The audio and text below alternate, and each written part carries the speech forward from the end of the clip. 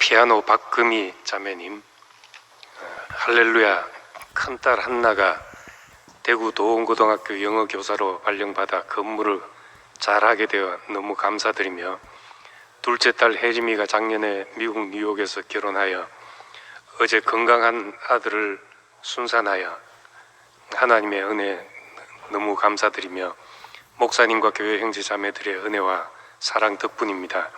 우리 가족 모두 하나님을 영광을 위해 오로지 쓰임받길 간절히 소망합니다. 하나님 은혜를 영원히 찬양합니다. 예, 감사합니다. 코로나가 제일 심한 곳인데 그곳에서 이렇게 건강하게 순산할 수 있어서 너무 감사드립니다. 서울교회 건축헌금으로 드립니다. 피아노 박금희 자매님, 예, 김상근 형제님, 황본순 자매님, 또 김명훈 드림. 주님의 은혜 안에서 손자 김지우 출생을 감사드립니다. 대를 이어 하나님의 뜻과 그리스도와 교회와 형제 자매를 위하여 전 인생이 쓰여지기를 소망합니다. 예, 김지우인데 뜻짓자 도울 우자입니다. 뜻짓자 도울 우자. 이 사무엘상에 나오는 에베네셀 도움의 돌이 생각나네요. 예, 김명수 형제 조예린 자매, 목사님 명수입니다. 하나님 은혜로 예린이가 지난 12월 8일에 건강하게 아들을 출산하였습니다. 교회 식구들의 수많은 축복과 축하에 가족을 대표해 깊이 감사드립니다. 예, 가족 대표가 김상근, 황봉순 앞에 줄 알았는데 가족 대표가 김명수 조예린입니다. 교회의 사랑과 은혜를 다시 한번 깊이 가슴으로 느끼게 되었습니다. 대를 이어 하나님의 기쁨이 되고 형제자매를 도우며 교회 안에서 깊이 건축되어지는 삶이 되기를 소망합니다. 감사합니다. 예. 예. 우리 강중복 어머님, 하나님의 은혜 감사합니다. 이게 뭐 그림까지 그려놨는데 으쌰으쌰 하면서 너무 기분이 좋으신 모양입니다. 예, 중국 남쪽 교회 거홍위 서울교회 건축헌금 드렸습니다. 예, 대우교회 유영일 형제님 감사헌금 드렸습니다.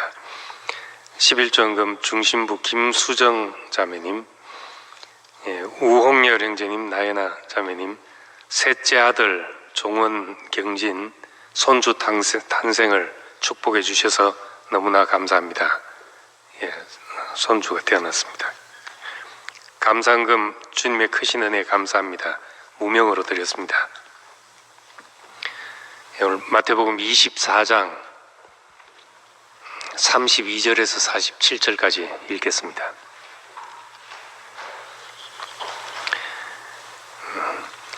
무화과 나무에서 교훈을 배우라. 가지가 연하해지고 잎이 돋으면 너희는 여름이 가까이 온 줄을 안다. 이와 같이 너희도 이 모든 일을 보거든 인자가 문 앞에 가까이 온 줄을 알아라. 내가 진정으로 너희에게 말한다. 이 세대가 끝나기 전에 이 모든 일이 다 일어날 것이다. 하늘과 땅은 없어질지라도 나의 말은 결코 없어지지 않을 것이다. 그러나 그 날과 그 시각은 아무도 모른다. 하늘의 천사들도 모르고 아들도 모르고 오직 아버지만 아신다. 노아의 때와 같이 이 인자가 올 때에도 그러할 것이다. 홍수 이전 시대에 노아가 방주에 들어가는 날까지 사람들은 먹고 마시고 장가가고 시집가며 지냈다. 홍수가 나서 그들을 모두 휩쓸어 가기까지 그들은 아무것도 알지 못하였다. 인자가 올 때에도 그러할 것이다. 그때 두 사람이 밭에 있을 터이나 하나는 데려가고 하나는 버려둘 것이다. 두 여자가 맷돌을 밟고 있을 터이나 하나는 데려가고 하나는 버려둘 것이다. 그러므로 깨어 있으라. 너희는 너희 주님께서 어느 날에 오실지를 알지 못하기 때문이다. 이것을 명심하여라. 집주인이 도둑이 밤 몇 시에 올지 알고 있으면 그는 깨어 있어서 도둑이 집을 뚫고 들어오도록 내어두지 않았을 것이다. 그러므로 너희도 준비하고 있으라. 너희가 생각하지도 않은 시각에 인자가 올 것이기 때문이다. 누가 신실하고 슬기로운 종이 되겠느냐. 주인이 그에게 자기 집 하인들을 통솔하게 하고 제때 양식을 내주라고 맡겼으면 그는 어떻게 해야 하겠느냐. 주인이 돌아와서 볼 때 그렇게 하고 있는 그 종은 복이 있다. 내가 진정으로 너에게 말한다. 주인은 자기 모든 재산을 그에게 맡길 것이다. 아멘. 예, 마태복음 24장은 우리 이제 흔히 종말에 관해서 말씀하신 장으로 그렇게 사람들이 알고 있습니다. 그런데 예수님이 말씀하신 것은 종말을 말하려고 한 것이 아니라 그 실제를 말하려고 하신 것입니다. 성전이 무너질 것이다. 이것은 종말이 아니라 그 실제가 올 것이다 하는 그 말씀이었습니다. 그런데 제자들은 그 마음을 몰랐기 때문에 언제 그런 일이 있겠습니까? 그때는 무슨 징조가 있겠습니까? 이렇게 물었던 겁니다. 언제 어느 때를 물으니까 그 수준에 맞춰서 예수님께서 대답을 해주신 것입니다. 그렇지만 이제 예수님께서 제자들의 수준에 맞춰서 실제 이야기에서 종말의 이야기를 하셨지만 예수님이 말씀하신 종말은 추수였습니다. 하나님이 우리에게 심은 것을 거두어 가신 날이고 열매를 풍성하게 수확한 날이고 그 열매로 인해서 잔치가 벌어지는 날이다 하는 것입니다. 그러니까 우리 제자들의 그 관심, 언제 무슨 징조가 있겠으며 이제 그때를 알면 우리가 대비하지 않겠습니까? 이런 질문입니다. 우리도 그 때를 알면 좋은 일이 참 많을 것입니다. 2020년도가 이렇게 갈 줄 누가 알았겠습니까? 코로나가 이렇게 생겨서 이렇게 될 줄 알았으면 6개월 전에 가게를 다 정리하고 마스크 공장을 차려가지고 인류 평화에 기여를 했을 텐데 우리 아무도 그 때와 그 시를 몰랐던 겁니다. 제자들의 관심도 그 때를 알면 미리 대비할 수 있지 않겠냐. 그 미리 대비를 해서 뭘 하겠다는 것인가. 그건 이제 이 재난을 피하고 나를 보존할 수 있을 것으로 생각하고 이야기를 한 겁니다. 근데 예수님의 대답은 이런 일이 생기면은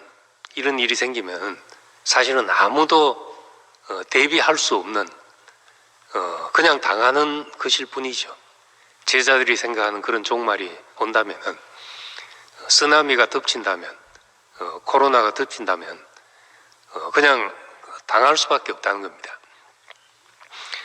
근데 이제 거기서 예수님은 깨어 있어라, 준비하고 있어라 이렇게 말씀하십니다.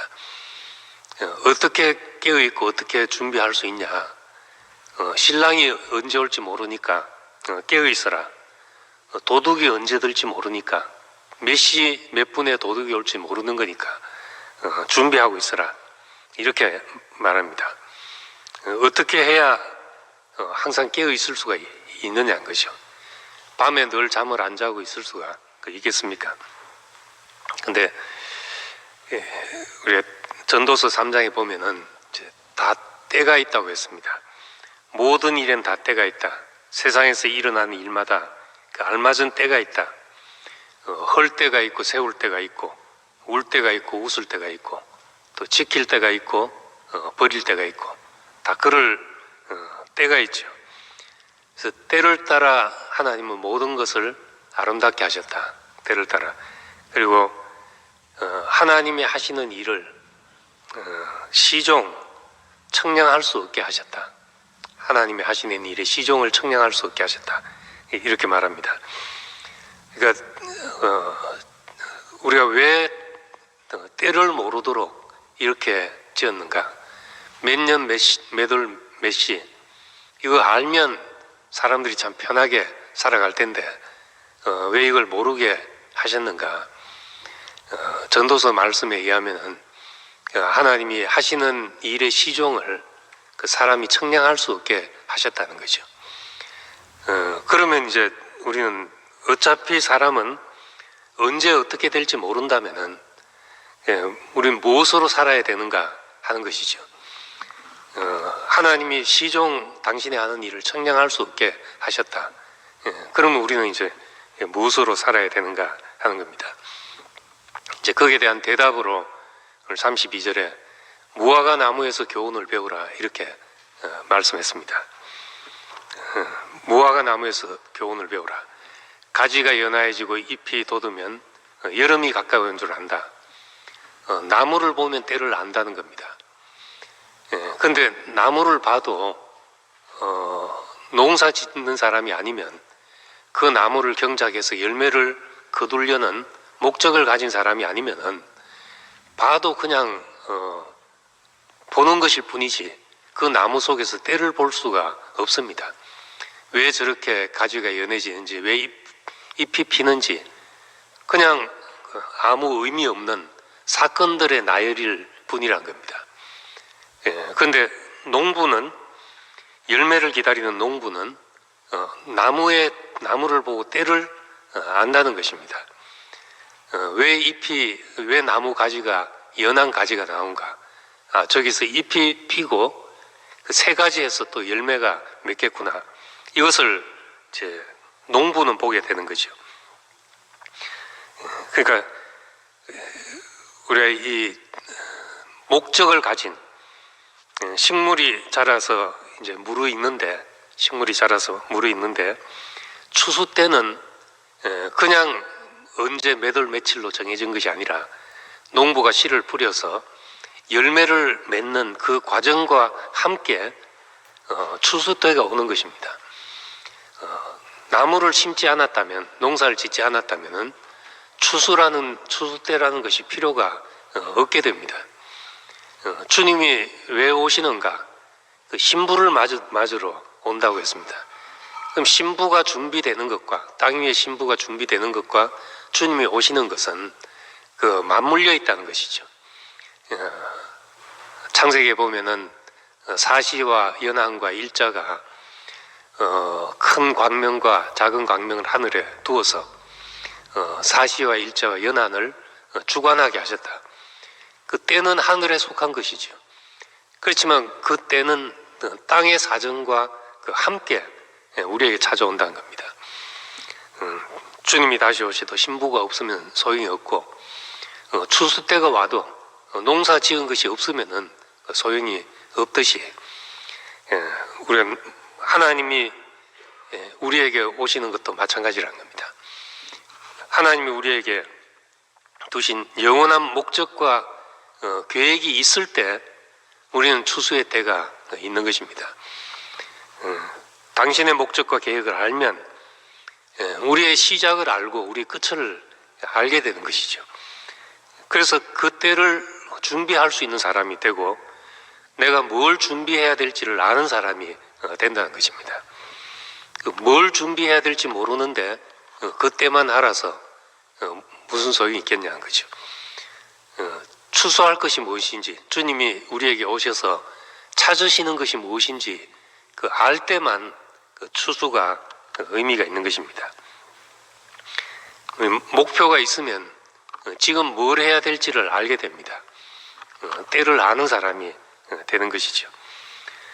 그래서 지나가는 나그네한테는 밭은 있지만은 무슨 밭인지 모르면은 언제 추수할지 모르게 됩니다. 밭에서 무엇이 추수되는지를 알 때 우리는 때가 가까워왔구나.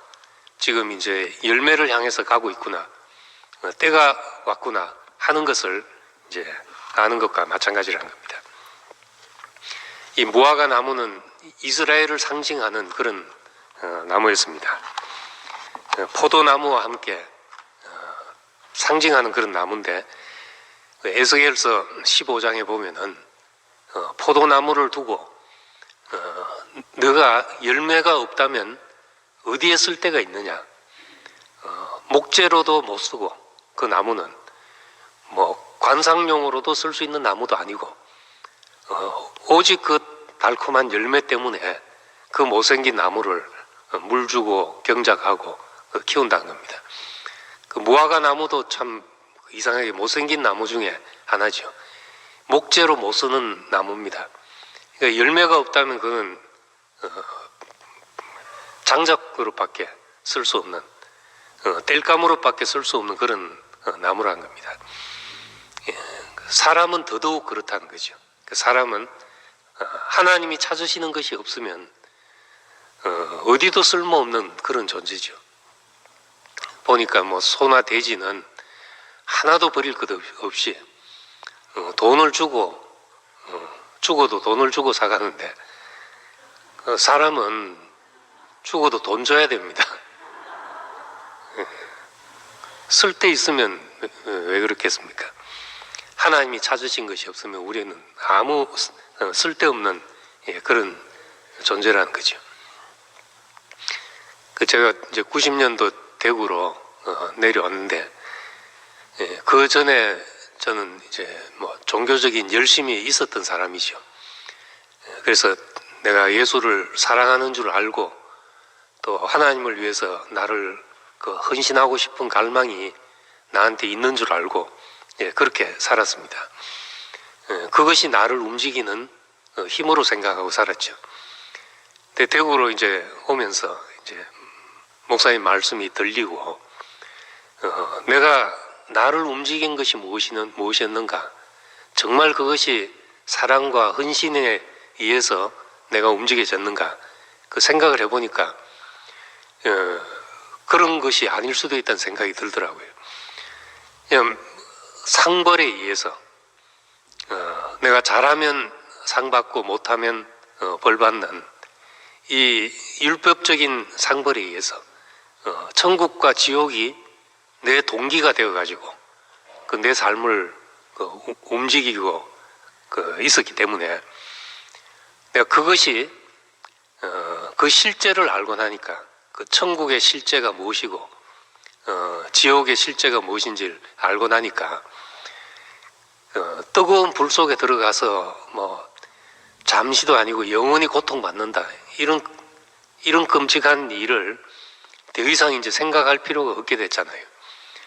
그러니까 내가 꼭 굳이 이렇게 살아야 되나 하는 생각이 들기 시작하더라고요. 특히 대구에 이제 오니까 대구에 올 때는 이제 우리 첫째가 100일 막 지나서 이제 대구로 왔는데 그 당장에 우유를 먹여야 되고 먹고 살아야 되는데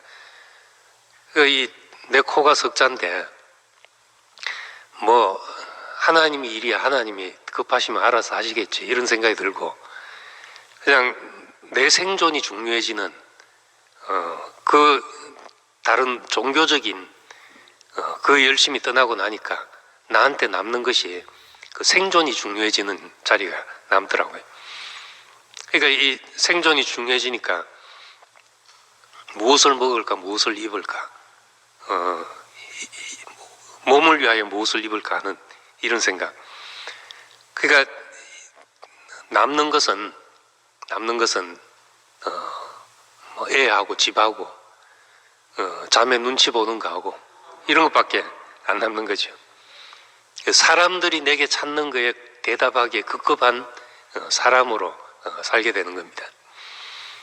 그러다가 이제 간땡이가 이제 부어가지고 언제 하나님의 부르심 앞에 내가 서야 될지 모른다는 생각을 하게 되니까 그제서야 이제 참 그 부르신 첫 자리가 다시 생각이 나서 내가 하나님이 찾으시는 것 처음에 말씀이 들렸던 그 자리 열매 없는 무화과 나무처럼 하나님이 찾으시는 것이 없으면은 그 죽은 것이나 마찬가지다. 하나님이 무엇을 찾으시는가? 우리를 자기 형상으로 지었다면 우리에게서 자기 형상을 찾지 않겠냐? 우리에게 그리스도를 주셨다면 그리스도를 찾지 않겠냐? 내게서 찾는 것이 이것인데 하나님이 찾으시는 것에 대답할 것이 있는 사람이 돼야 되지 않겠나? 이 자리로 이제 돌아오게 되더라고요. 여기 이제 노아의 때를 말했습니다. 37절에 노아의 때와 같이 인자가 올 때도 그럴 것이다. 노아가 방주에 들어가는 날까지 사람들은 먹고 마시고 장가가며 시집가며 그렇게 지낼 것이다. 먹고 마시고 장가가고 시집가고 이 당연한 일이잖아요. 이거 안 해도 된다는 사람이 어디 있겠습니까? 그 당연한 일인데 왜 이것이 문제되냐 하는 것이요. 노아의 시대 다 그랬다. 왜 이런 문제를 들고 나오냐. 그 시대 사람들은 하나님의 부르심이 없는 시대는 생존밖에 없다는 거죠. 생존밖에 없으니까 그 인생을 열거하자면 먹고 마시고 장가가고 시집가고 이런 일밖에 없다는 겁니다. 근데 이제 심판의 날까지 방주에 들어가는 날까지 사람들은 이렇게 하며 지냈다 하는 것입니다. 생존이 중요한 사람. 근데 이렇게 하나님의 부르심이 없다면 하나님이 불러주시지 않으면은 우리에게 남는 건 그것뿐이죠.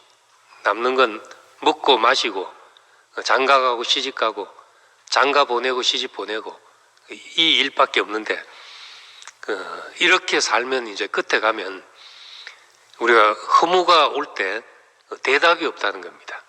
그 허무란 문제에 대답을 할 수가 없게 되죠. 저는 이제 그런 것이 찾아올 때 비참해지더라고요. 그냥 내가 이렇게 먹는 문제에 내 인생이 다 매여 있다는 것이 그 하나님의 영광이 보였기 때문에 내가 생존만 남은 인생은 비참해지게 되는 거죠. 제자들이 어떤 모양으로든 예수를 만났던 사람이었습니다. 그런데 십자가에서 예수를 부인하고 가보니까 물고기를 잡는 일을 했죠. 그래 예수님을 만나서 그물을 깊은 데로 던지라 해서 그물이 가득 차도록 그렇게 고기를 잡았는데 누가 보면은 주의 죄인입니다. 나를 떠나소서 이렇게 말했다 그랬고 요한복음에는 그 153마리나 잡았는데 무슨 의미인지는 다 모르지만 그렇게 잡았는데 예수 앞에서 부끄러운 모습으로 돌아오게 된 거죠. 예수를 떠나보니까 다시 고기 잡으러 가자. 이것밖에 남지 않더라는 겁니다. 먹고 마시고 시집가고 장가가고 이제 그 일밖에 남지 않는 거죠.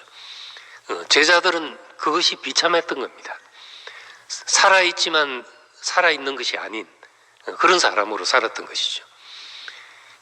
우리에게 부르심이 있다는 것, 그것이 뭐 방이 되는 것도 아니고 밥이 되는 것도 아니고 그런 것이 아니지만은 부르심이 있다는 것이 인생을 참으로 우리 인생의 의미로 가득 채울 수 있는 그런 길이 되는 겁니다. 누가복음 17장에 보면 이제 이 마태복음 25장과 같은 얘기를 하면서 누가복음 17장에서는 노아의 때와 같다. 그리고 롯의 때와 같다 하는 말을 덧붙이고 있습니다. 롯의 때와 같이 그때 먹고 마시고 사고 팔고 나무 심고 집 짓고 하였다. 이렇게 했습니다. 먹고 마시고 사고 팔고 나무 심고 집 짓게 하였다. 롯은 당연한 일을 했던 것이죠. 당연한 일을 하고 자기로서는 당연한 길을 갔다는 겁니다. 집 짓는데 누가 뭐라 할 사람이 있으며 먹는데 누가 뭐라 할 사람이 있으며 나무 심는데 뭐라 할 사람이 어디 있겠냐는 거죠. 곡식을 파종하는데 뭐라 할 사람이 아무도 없죠. 그런데 그것이 당연한 일이었지만은 롯의 길, 롯은 자기 소유를 지키기 위해서 아브라함과 결별하고 어디로 갈 것인가를 정할 때 소돔 땅을 바라보니까 소할 땅을 바라보니까 물이 넉넉하고 마치 여호와의 동산 같고 애국 같았더라, 이렇게 말했습니다. 너무 살기 좋은 땅으로 보였던 것이죠. 여호와의 동산 같았다. 당연히 그 길로 갔습니다. 자기 소유를 지키고 먹고 마시고 나무 심고 집 짓고 하기에 좋은 곳으로 갔던 것이죠. 그렇지만 아브라함에게 남은 것은 다른 거 다 없지만은 하나님의 부르심만 남은 사람이 됐다는 겁니다. 그래서 롯이 간 길, 그리고 롯이 한 일은 모든 것은 사람의 어떠함이 꼭 그 사람의 길이 되는 겁니다. 내 어떠함이 길이 되는 거죠. 불나방이 향해 가는 곳은 불을 향해 가고, 파리가 향해 가는 것은 음식을 향해 가듯이, 실감나게 이제 똥파리라고 적으려고 하다가 좀 똥파리는 똥을 향해 가고 하다가 어느 순화를 위해서 그 앞에 한자만 뺐습니다. 그렇게 가듯이 이 사람의 어떠함이 그의 길이 되어서 그 길을 가게 만드는 것이죠. 그래서 이 롯의 때를 생각하면서 마태복음, 누가복음 17장에서는 롯의 철을 기억하라, 이렇게 말합니다. 뒤돌아보다가 소금 기둥이 된 롯의 철을 생각하라. 하나님의 부르심이 있으면은 부르심을 향해서 가는 것밖에 우리가 두 가지 일을 생각할 수가 없다는 것입니다. 두 사람이 밭을 가는데 왜 하나는 데려가고 왜 하나는 버려두는가? 그 모든 것은 그 사람됨에 달린 거죠. 하나는 버려둠을 당하고 하나는 데려감을 당한다. 이거는 누구다 이렇게 말할 수가 없는 것입니다.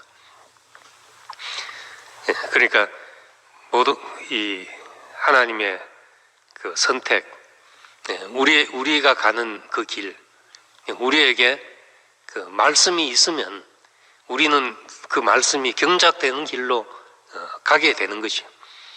흙은 그 뿌려진 씨와 함께 어떤 작용이 일어나서 그 생명을 자라게 하는데 그 흙이 사용되어지게 돼 있다는 겁니다.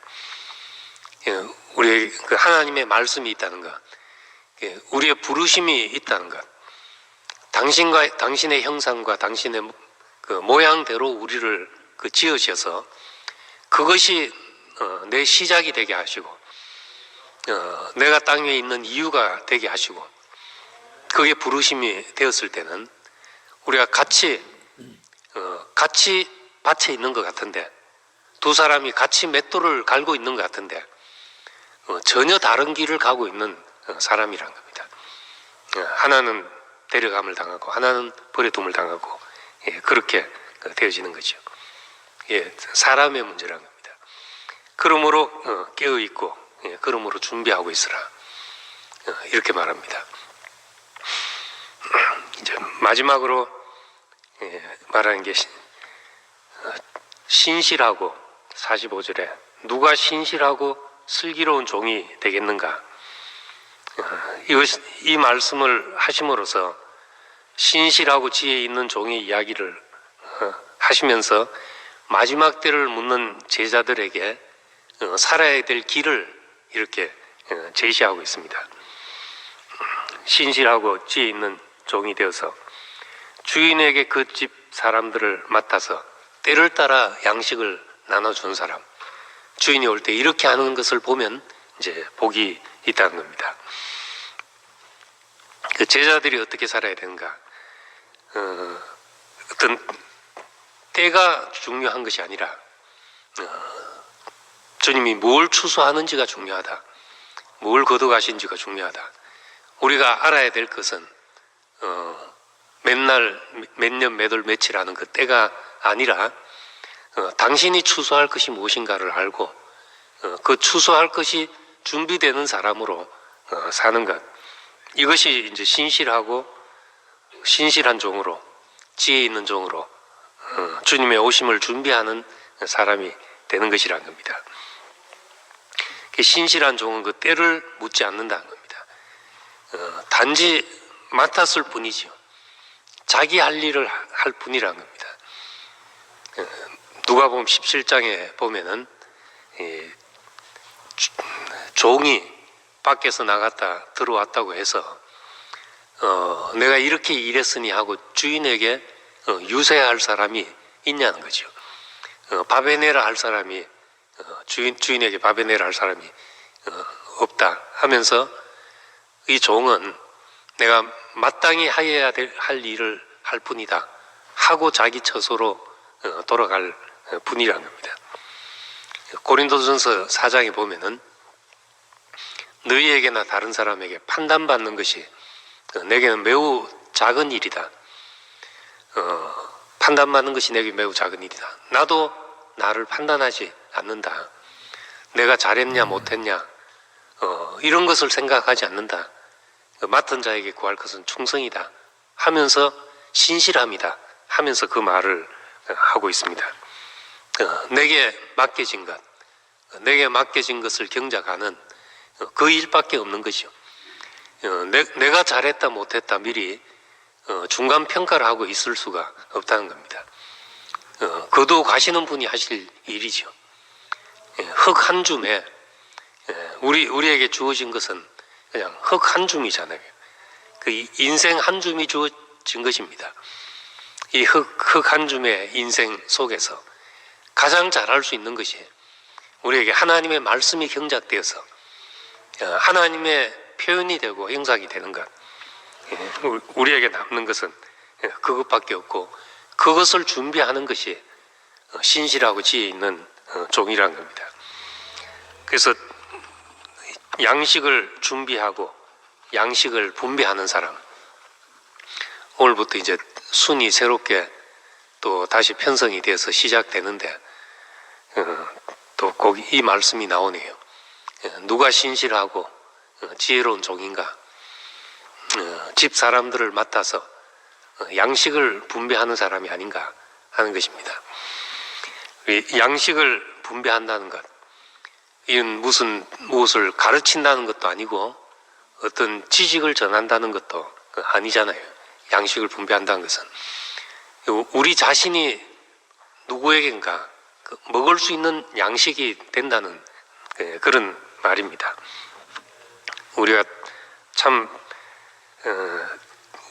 요셉의 통치가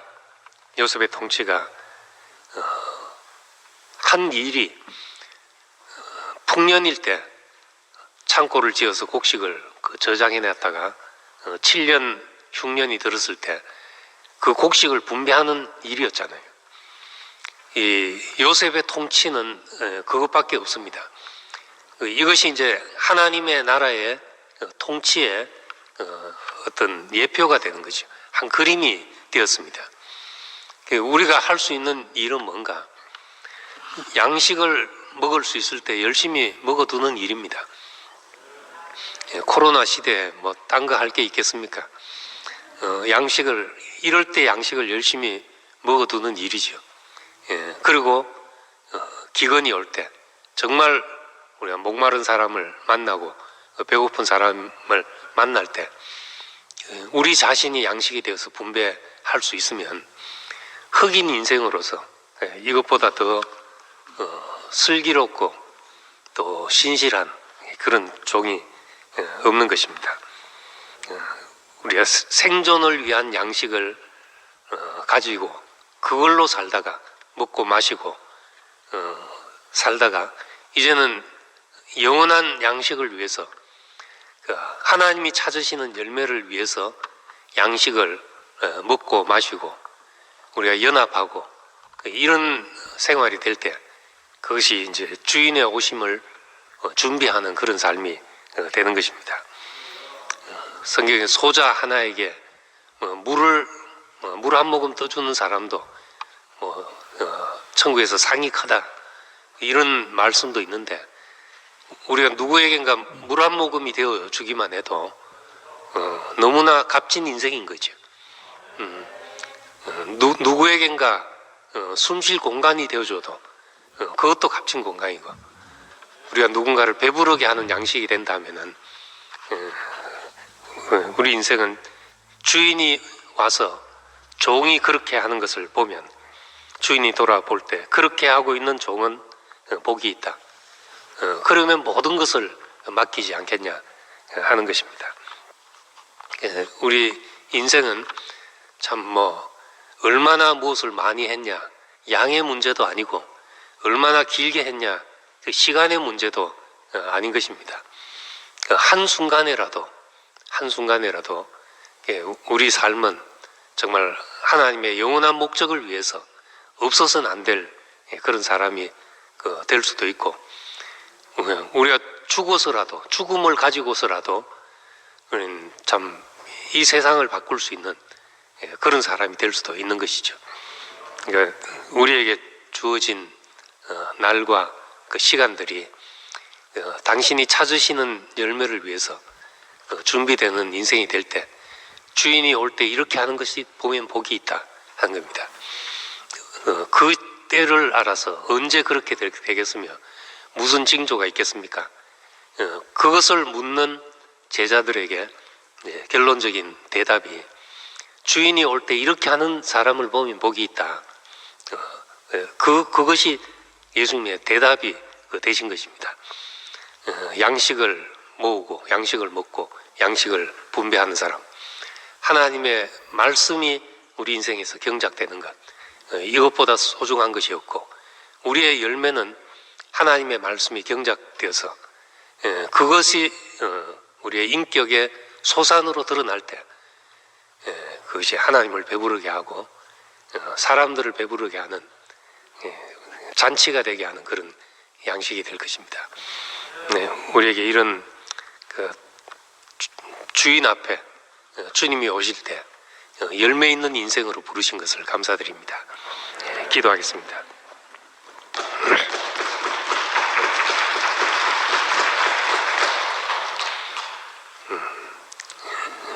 은혜로우신 아버지 하나님, 이 세상은 점점 힘들어져 가고 우린 이 시에 뭘 해야 될지 모르는 그런 방황 가운데 있는 사람들이 세상에 많습니다. 그러나 우리에게 부르심이 있어서 하나님이 찾으시는 것을 준비하고 양식을 모으고 양식을 분배하는 사람으로 살게 하신 것을 감사드립니다. 우리의 이 부르심이 없다면 노아의 때와 같이, 롯의 때와 같이 먹고 마시고 집 짓고 시집가고 장가가고 이 일밖에 없을 텐데, 우리의 부르심이 있어서 영원한 양식을 먹고 마시고 우리의 형제와 연합하여 동거하고 우리 안에서 또 생명이 태어남을 맛보고 경험하고 이런 영원한 삶을 주신 것을 감사드립니다. 이 삶을 위해서 늘 준비하는 사람들이 되게 하시고, 당신이 우리를 찾으실 때 주님이 찾으시는 것이 있는 사람으로 주님 앞에 서게 되기를 원합니다. 예수님 이름으로 기도드립니다. 아멘.